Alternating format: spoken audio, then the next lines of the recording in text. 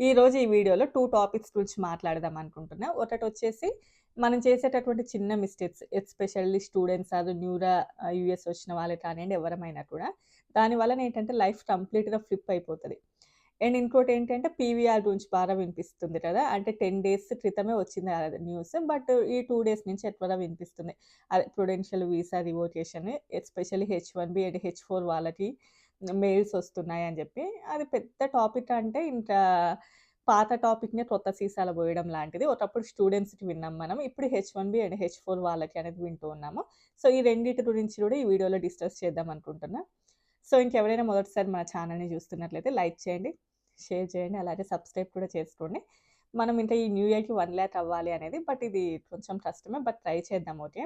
మనము లైఫ్‌లో ఎప్పుడైనా సెటిల్ అవ్వాలి అనుకున్నా కానియండి, లేకపోతే ఏదైనా అంటే ఈవెన్ నేను నా యూట్యూబ్‌ది ఎగ్జాంపుల్‌గా చెప్తున్నాను.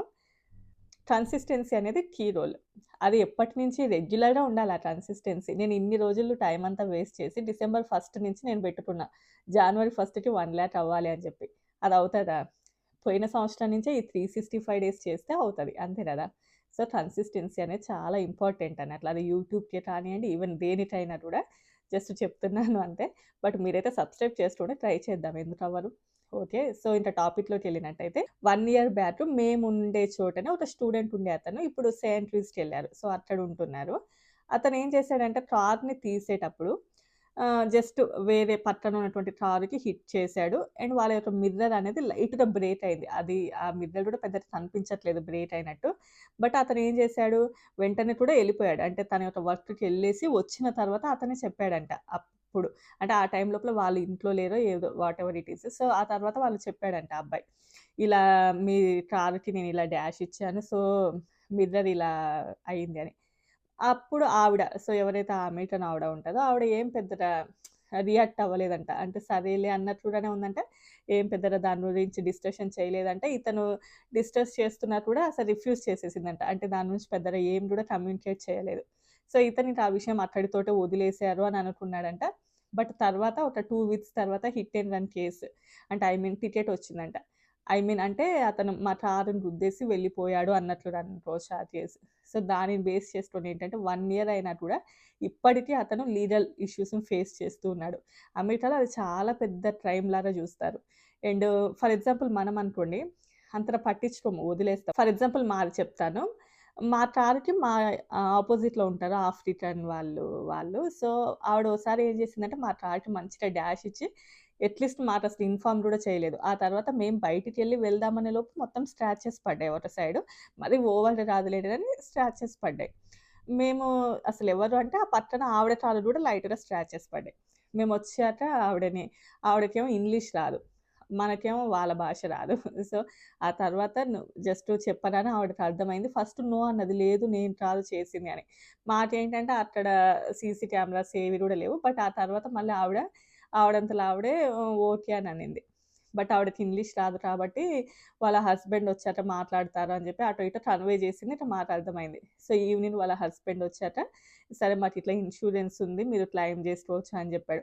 బట్ మనమైతే ఎంటనే పోలీస్ కేసేసి అంటే పోలీసులకి కాల్ చేసి ఇట్లా హిట్ అండ్ రన్ కేస్ అని చెప్పి అలాంటివి మనం ఏమి పెట్టము. ఒకవేళ ఈవినింగ్ వాళ్ళ హస్బెండ్ వచ్చి మాట్లాడకపోయినా మనం దానిని అక్కడితో వదిలేస్తాం మనం ఇండియన్స్‌ని. మనకు అంత డెప్త్‌గా తెలియకనా వాటెవర్ ఇట్ ఈస్ మనం పెద్దగా పట్టించుకోము కానీ ఎస్పెషల్లీ అమెరికన్స్ ఎవరైతే ఉంటారో వాళ్ళు దాన్ని చాలా పెద్ద ఇష్యూ చేస్తారు. ఎట్ ద సేమ్ టైమ్ ఇలాంటిదే ఒక స్టూడెంట్ అతను సేమ్ ఇలాగే హిట్ చేసిన తర్వాత అతను ఇంక వెళ్ళిపోయాడంట. అక్కడి నుంచి భయపడి. అంటే ఇలా కారుకి డాష్ ఇచ్చాను ఏదన్నా అని. బట్ అక్కడ కూడా పెద్ద ఇన్సిడెంట్ ఏం జరగలేదు. లైట్‌గా స్క్రాచెస్ పడ్డాయంట అంతే.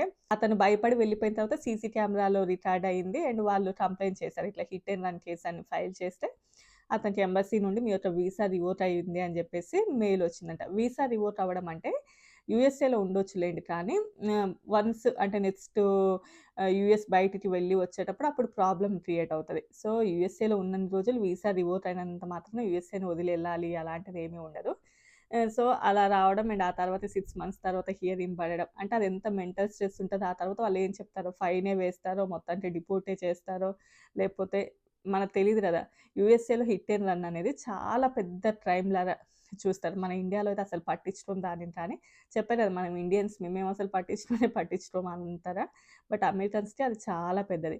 అండ్ ఇప్పుడు చాలామంది అనుకుంటారు. ఒకవేళ అమెరికన్స్ అయితే అలా చేస్తారా? మనం ఇండియన్స్‌మి కాబట్టి అలా చేస్తున్నారు. మన ఇండియన్స్ మీద పడబట్టారు, అది పట్టారు, ఇది పట్టారు అని. మన మీద అవి ఇవి పట్టడం ఏమీ లేదులెండి గానీ, ఈవెన్ ఒక అమెరికన్స్ అలా చేసినా కూడా సేమ్ ఉంటది. వాళ్ళకి కూడా సేమే. ఒకవేళ ఎదుటి వాళ్ళు గనక చనిపోయారనుకోండి, ఆ టైం లోపల తప్పకుండా కొన్ని సంవత్సరాల జైలు శిక్ష ఉంటది. అలా రాకుండా ఇలా అయితే పెనాల్టీ ఉండడం, ఇదొక కేస్‌లాగా ఫైల్ అవ్వడం, ఫ్యూచర్‌లో దీని మీద ఏమైనా కాన్సిక్వెన్సెస్ ఎదురవ్వడం ఇలాంటివి జరుగుతూ ఉంటాయి. సో, తప్పకుండా ఏంటంటే చేసేటటువంటి చిన్న మిస్టేక్సే ఆ టైం లోపల అమ్మో! మనం వాళ్ళ డాష్ ఇచ్చాం కదా! అని చెప్పేసి మనం భయపడ్డామనుకోండి, అది చాలా పెద్ద క్రియేట్ చేస్తది ఫ్యూచర్‌లో. సో, మనం చెప్పా కదా! ఇండియన్స్ అంత పట్టించుకోకపోయినా అమెరికన్స్‌కి అది చాలా పెద్ద ఇష్యూ లాగా. నువ్వు ఒకవేళ ఏదైనా డాష్ ఇస్తే నీ అంతలో నువ్వే 911కి కాల్ చేయొచ్చు. ఈవెన్ రోడ్డు మీద యాక్సిడెంట్ చేసినా, ఏది చేసినా మనమే అక్కడ ఆపి దిగేసి 911కి కాల్ చేస్తే పడే శిక్ష అనేది కొంచెం తక్కువ అవుతది. ఏదో అంటారు కదా! మనం దొంగతనం చేసిన తర్వాత ఒప్పేసుకోవాలి ఇంకా. చేశాము అంటే శిక్ష తక్కువ పడతది. అలా రాదు అనుకోండి, చెప్పు చెప్పు అని చెప్పేదాంట్లో కొడతారు కదా!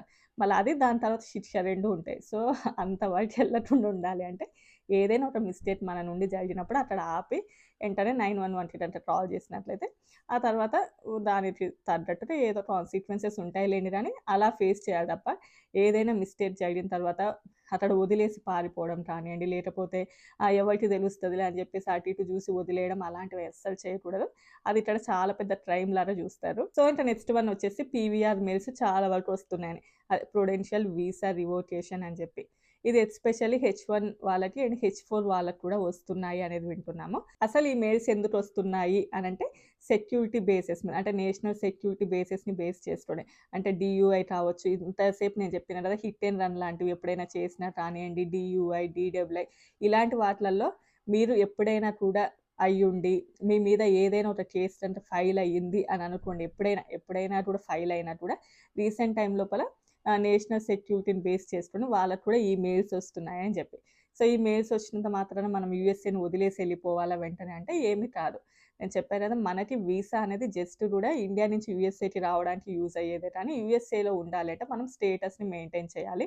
స్టేటస్ మెయింటైన్ చేయడం అంటే I-94 అనేది ఒకటి ఉంటది. అది ఉన్నన్ని రోజులు మనం యూఎస్ఏలో లీగల్‌గానే ఉండొచ్చు. మన యొక్క వీసా రివోక్ అయినా కూడా మనం యూఎస్ఏలో లీగల్‌గానే ఉండొచ్చు. యూఎస్ఏని వదిలేసి ఎళ్ళాల్సింది ఏమి కాదు. ఇమ్మీడియేట్‌గా కంట్రీని వదిలిపోవాల్సింది ఏది లేకున్నా కూడా ఫ్యూచర్‌లో ఎక్స్‌టెన్షన్స్‌కెళ్ళినా ఆ టైం లోపల కూడా ఏదైనా ఇది ఇంపాక్ట్ పడే ఛాన్సెస్ ఉంటాయి. బట్ దీని వలన ఏంటంటే మీరు ఎప్పుడైనా ఈ యూఎస్ఏ నుంచి ఇండియాకి వెళ్ళేసి మళ్ళీ రిటర్న్ వచ్చేటటువంటి టైం లోపల ఎక్కువ ఎఫెక్ట్‌నిస్తది అని చెప్పి. సో, మీకు ఎవరికైనా ఇలాంటి మెయిల్స్ వస్తే మీకు తెలిసిన లాయర్స్‌ని వాళ్ళని కాంటాక్ట్ అవుతే వాళ్ళు దీనికి ఎలాంటి సొల్యూషన్ అనేది మీకు ఇంకా మంచిగా చెప్తారు. సో, మీరు ఫ్యూచర్‌లో ట్రావెల్ చేయాలి అని అనుకుంటే తప్పకుండా మీరు కొంచెం ఎక్స్‌ట్రా డాక్యుమెంట్ ఉండాల్సింది ఉంటది. ఒకవేళ ఇలాంటి మెయిల్ వస్తే అండ్ అడ్మినిస్ట్రేటివ్ ప్రాసెస్ కూడా ఇంకొంచెం డిలే అయ్యేటటువంటి ఛాన్సెస్ అయితే ఉంటాయి. ఇన్‌కేస్ మీలో ఎవరికైనా అలాంటి మెయిల్స్ వస్తున్నాయా అంటే బట్ 2 డేస్ నుంచి ఇది బాగా ఎక్కువగా వినిపిస్తుంది. ఇంగ్లీష్ న్యూస్ ఛానెల్స్ కానియండి అక్కడ వాళ్ళు చెప్పినటువంటి ఇన్ఫర్మేషన్ ఇది. ఎస్పెషల్లీ డీయూఐ, డీడబ్ల్యూఐ అది హిట్ అండ్ రన్ ఇలాంటివి అది మీ మీద ఒకప్పుడు ఎలాంటి కేసెస్ అన్న ఫైల్ అయ్యి ఉంటే అండ్ ఇది హెచ్1తో పాటు హెచ్4 వాళ్ళకి కూడా వస్తున్నాయని.